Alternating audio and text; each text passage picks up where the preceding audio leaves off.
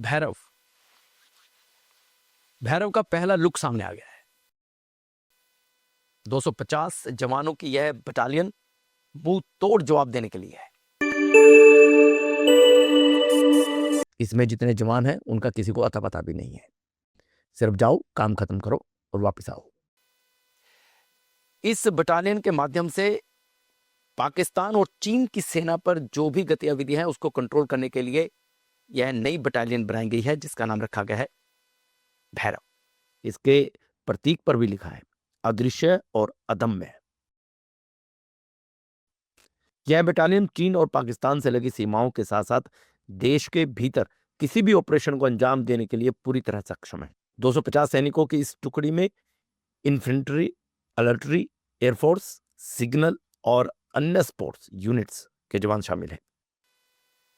और इस भैरव बटालियन का कहीं पर भी केंद्र सरकार प्रयोग करेगी जिसका जो लक्ष्य है वह अदृश्य और अदम्य है, यानी कि जो दिखाई नहीं देगी, सिर्फ प्रहार करेगी। आखिरकार भैरव जो यह बटालियन बनाई गई है, क्यों बनाई गई है, इसकी जरूरत क्यों पड़ी, यह भी आप जान लीजिए। ऑपरेशन सिंदूर के बाद इंडियन आर्मी को एक ऐसी यूनिट की जरूरत महसूस हुई जो दुश्मन की सीमा में गहराई तक घुसकर कार्रवाई कर सके, आतंकी लॉन्च पैड और फॉरवर्ड पोस्ट को नष्ट कर सके।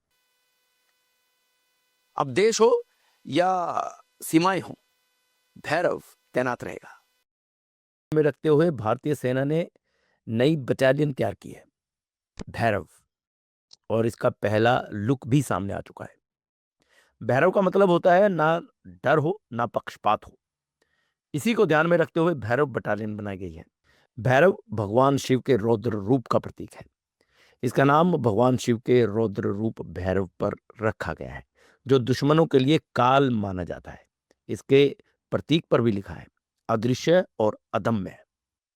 यह बटालियन चीन और पाकिस्तान से लगी सीमाओं के साथ साथ देश के भीतर किसी भी ऑपरेशन को अंजाम देने के लिए पूरी तरह सक्षम है। बटालियन को जन्म दिया है।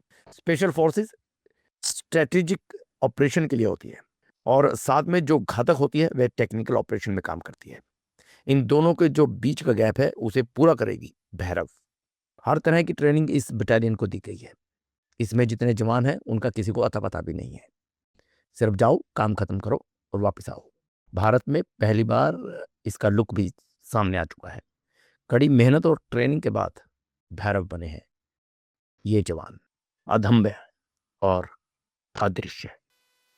यानी कि जहां पर भी जिस समय जैसी आवश्यकता होगी, भैरव के 250 जवान वहां पर मौजूद होंगे। जय हिंद।